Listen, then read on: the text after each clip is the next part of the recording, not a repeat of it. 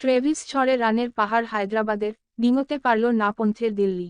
Video শুরু করার আগে আমাদের চ্যানেলটি সাবস্ক্রাইব করে, ভিডিওটিতে লাইক শেয়ার কমেন্ট করে আমাদের সাথেই থাকুন। ট্রেভিস ঝড়ে রানের পাহাড় চড়ে বসল হায়দ্রাবাদ, যা ডিঙোতে পারল না ঋষভ পন্থের দিল্লি। এদিন প্রথম 6 ওভারে আগুনে ব্যাটিংয়ের দৌলতে স্কোরবোর্ডে বিনা উইকেটে 125 রান তুলে ফেলে হায়দ্রাবাদ। আর পিছনে ফিরে তাকাতে হয়নি। অন্যদিকে ঘরের মাঠে প্রথমবার খেলতে নেমে অভিষেক শর্মা, শাহবাজ আহমেদ এবং ট্রেভিস হেডের ব্যাটিং দাপটে মন্দ দিন দেখল দিল্লি। পাল্টা লড়াই চালান জ্যাক ফ্রেজার, অভিষেক পোরেল এবং অধিনায়ক ঋষভ পন্থ। যদিও 199 রানে সব উইকেট খুইয়ে হারল তারা। টসে জিতে হায়দ্রাবাদকে আগে ব্যাট করতে দেওয়ার সিদ্ধান্তে বড় ভুল হয়ে গেল পন্থের। শুরু থেকেই চালিয়ে খেলেন ট্রেভিস হেড এবং অভিষেক শর্মা। বিদ্যুৎ গতিতে রান উঠতে থাকে।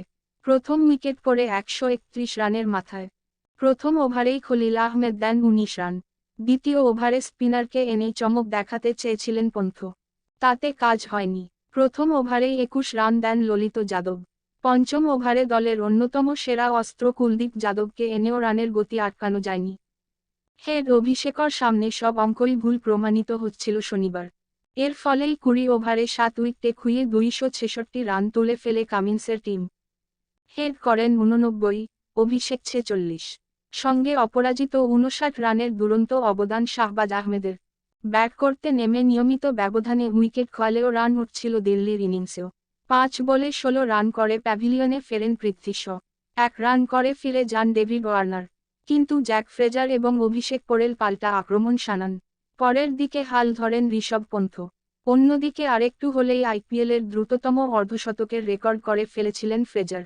18 বলে 65 করেন তিনি। 15 বলে করেন 50 রান। হায়দ্রাবাদের রানের পাহাড় ডিঙানো সম্ভব হল না। ফলে 67 রানে জয়ী হল এসআরএইচ। তারা উঠে এল পয়েন্ট টেবিলের 2 নম্বরে।